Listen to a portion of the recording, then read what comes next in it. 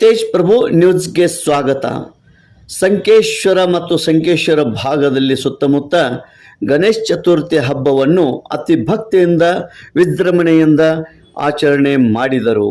ಭಕ್ತಾದಿಗಳು ತಮ್ಮ ಭಕ್ತಿಯಿಂದ ಗಣೇಶನ ಪೂಜೆ, ಗೌರಿ ಪೂಜೆ ಮಾಡಿ ಭಕ್ತಿಯನ್ನು ಸಲ್ಲಿಸಿದರು.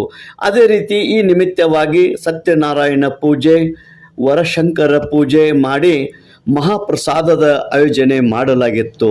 ಭಕ್ತಾದಿಗಳಿಗೆ ಮಹಾಪ್ರಸಾದದ ವಿತರಣೆ ಮಾಡಿದರು.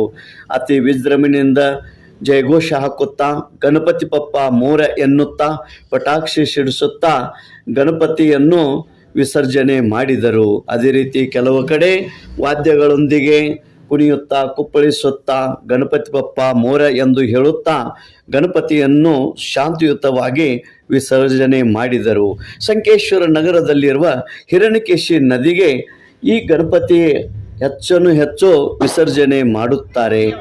ವಿಶೇಷ ಎಂದರೆ ಭಕ್ತಿಯಿಂದ ಈ ವರ್ಷ ಗಣಪತಿ ಹಬ್ಬವನ್ನು ಆಚರಣೆ ಮಾಡಿದರು. ತೇಜ್ ಪ್ರಭು ನ್ಯೂಸ್, ಸಂಕೇಶ್ವರ.